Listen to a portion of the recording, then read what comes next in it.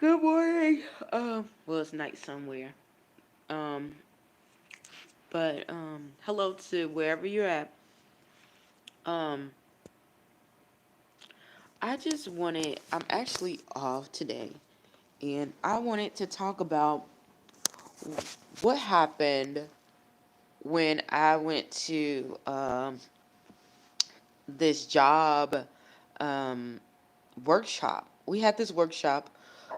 Excuse me, about learning about different diversities and orientations of people and how not to discriminate. So it was a workshop based off of that. I'm not going to tell you the exact workshop, even though that probably wouldn't matter because you guys don't know. But if where I work, but if it ever came out or something, I didn't disclose that information. So, um, yeah. So we had the workshop, and it was a very different. The workshop was almost is explained. It kind of walked the line on where I work at, the principles that it had. So it really toed the line. But if you knew, um,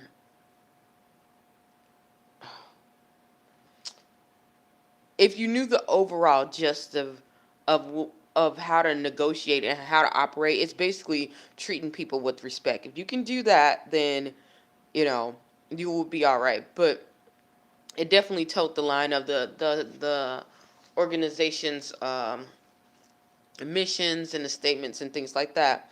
So it was a gentleman who um, started talking differently. So they had to shift they had to shift the atmosphere. I'll say that they had to shift the atmosphere of the conversation. So in this organization they have a couple of ministers and things like that in there, and you know how you have, like, if you're eating or anything, you have the ministers to pray, or priests, you have them. When I say ministers, that's what I'm thinking, clergymen. Okay, you have your clergymen to pray, right? And it can be, when I say clergymen, I'm not saying men or women, I'm saying the office of what they hold. Okay, just gonna be clear. So sorry y'all, I got these really bamboo lens on. But yeah, usually I don't have them that long, but it's really um affecting my blind self. But anywho, as this guy, he goes on, he prays, and he starts talking about, excuse me, he starts talking about the community that we serve and how people become homeless. And his main thing was that people who become homeless have no one. Um, they all have lost goals. He didn't say some or most. They all have lost goals. Um, Drug users. Um, no one cares for them, and they wouldn't have a place to stay. So this is the reason why we should be nice to them. And then he goes on by stating that he would never be in that situation. Someone like him would never be in that situation or never be in those shoes, because if he ever lost his job, he had a wife to depend, who would be okay. And if she lost her job, they can go with his stepmom. I mean his mother-in-law, not stepmom, his mother-in-law. If she lost her job, they can go to this person. And although while some of that is okay, most of it is not. You know, we have to look at things and be very honest. Statistically, a lot of these people can get money very quick. They can get money very quick. A lot of the people who are in our shelter, and the shelters around, usually are court ordered when you're dealing with our shelter. But in other shelters, that's not the case. You know, in other shelters, they can be running from domestic violence.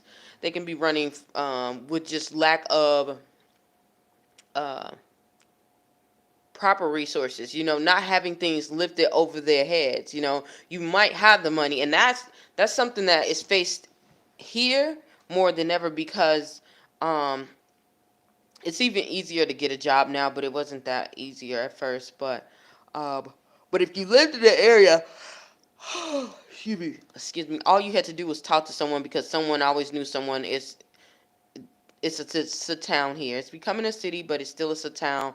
It's owned by family people, and most of these people have been here 6 and 7 generations. Okay, a lot of them.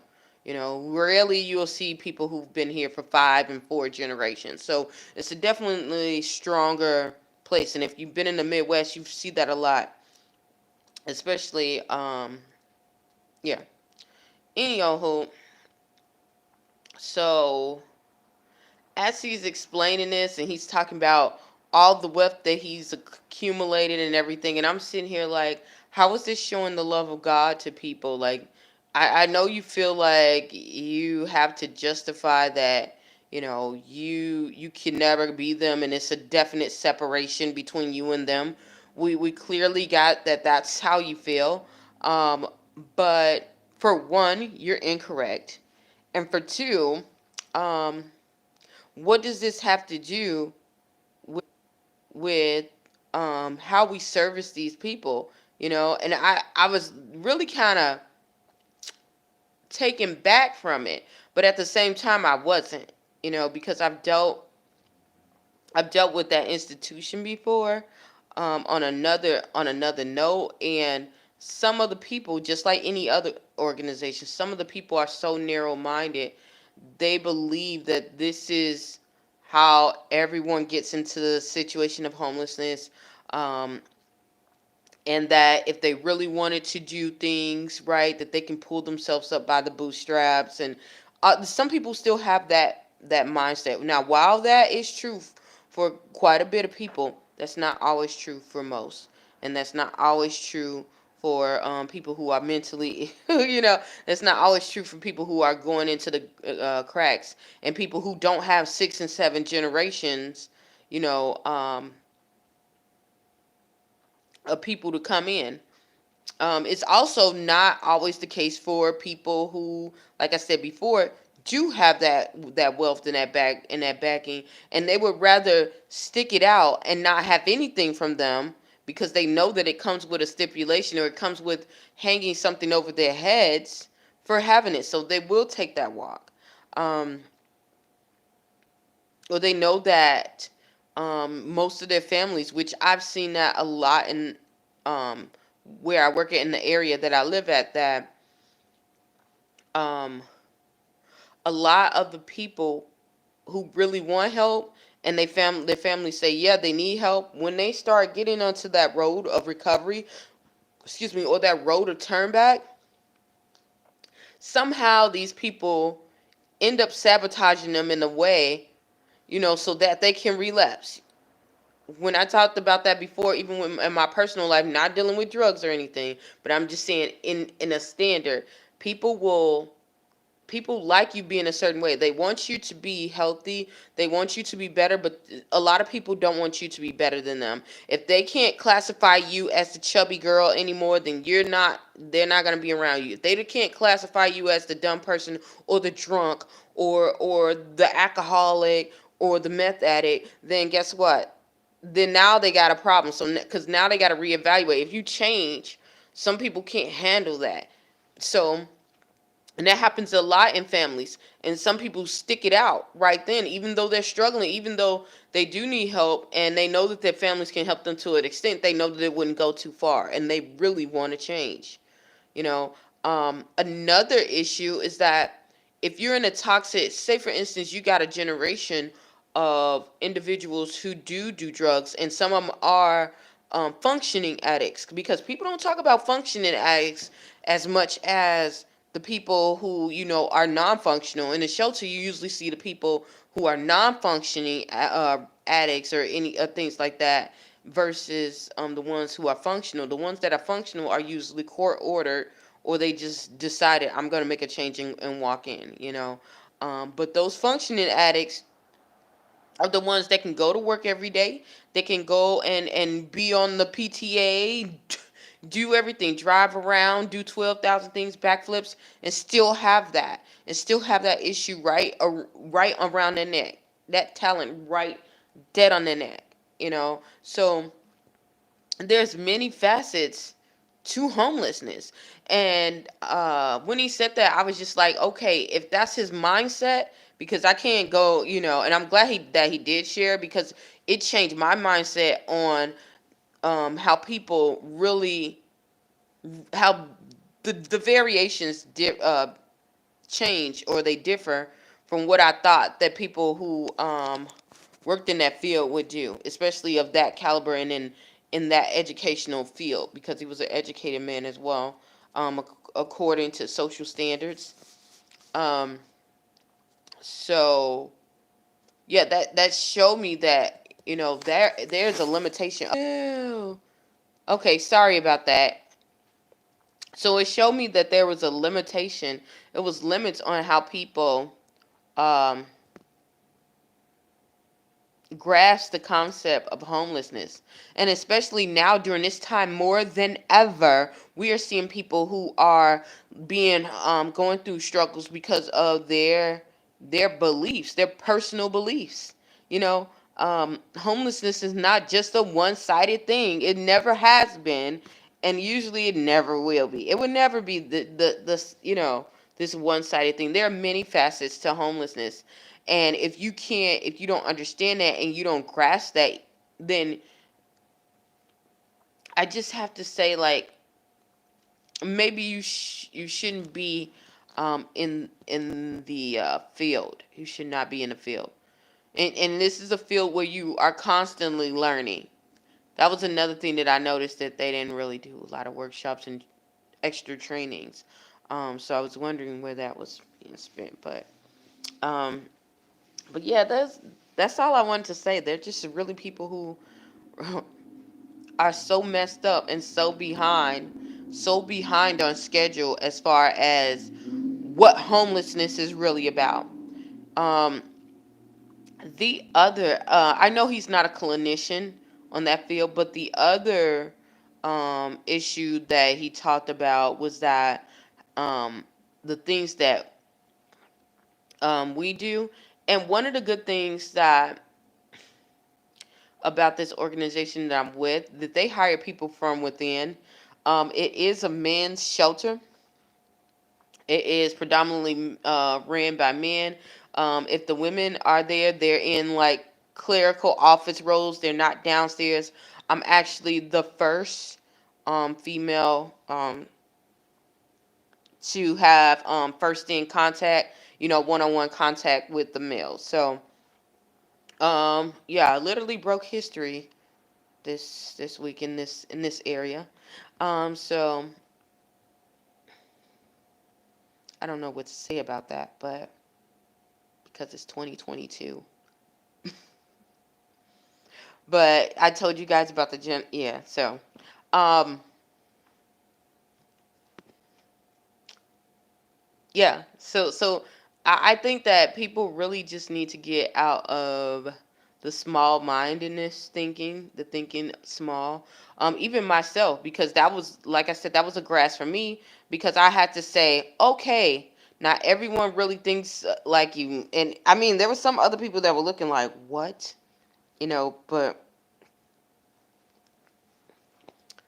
yeah, not everyone thinks like you, but there is a service that we have to provide to humanity and the people that we serve, to understand our population, and to say, this is the only, population that we have, even though we focus on a small percentage of the homeless population. um, Even with that small percentage, that information is false.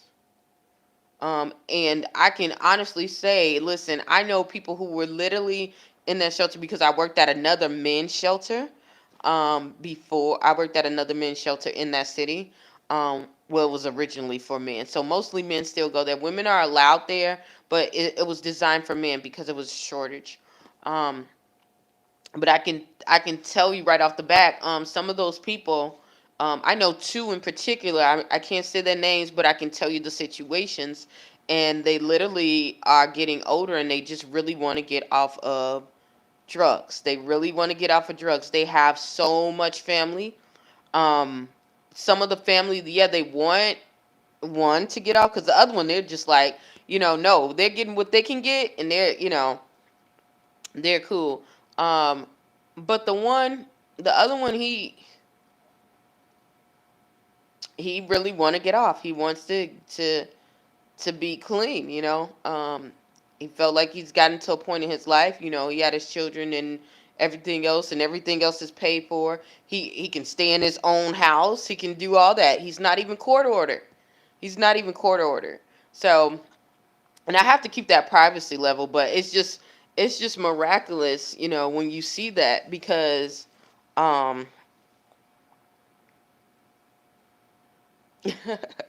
it's miraculous to see that, because people, if he gave that information, which they usually do, give out a lot of false information out to the public, they'll be nodding their heads, because a lot of those people never try to understand what that is. So yeah, and then you have to think about the demographics. The average person that lives in this area, originally, um, that is not, homeless, has a really, really good chance of making a really good and stable life without even having a high school diploma. So that should let you know a lot. There are a lot of factories here. Um, Actually, even though they have schools here, the education rate is quite low. There are a lot of people who have to go to adult classes more than other states to, get secondary education, which is cool. I mean, to get high school diploma, GED, things like that. So that's cool. Um,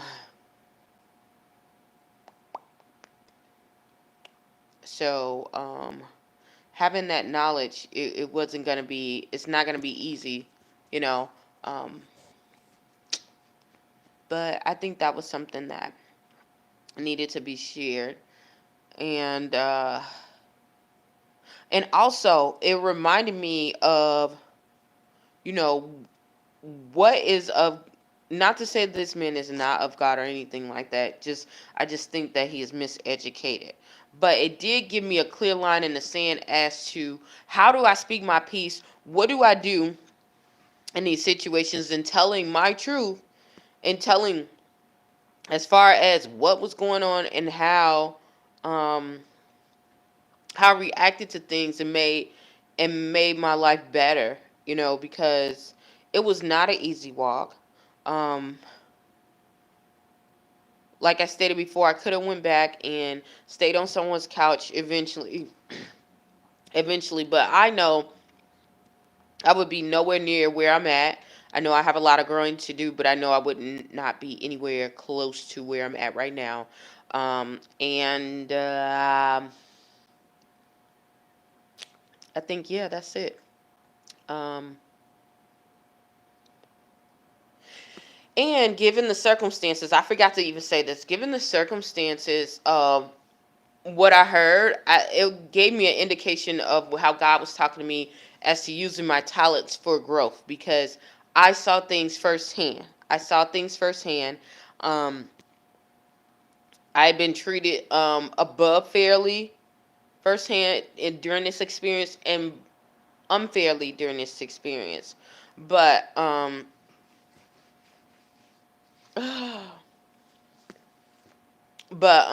ended up getting to a place where I felt like I wanted to go and be at, and although it took time, to me, it was definitely worth it. And I understand that nothing comes overnight, and all things really do take time. Um, what else? I was about to say something else, y'all. Forgot. I forgot. Um, yeah, I really did forget. But I'm gonna get off of here because I really need to get up and get to moving. Hopefully, something I said or done will help you on your journey. Please stay tuned to Journey to Jerusalem. And thank you so, so very much. Bye.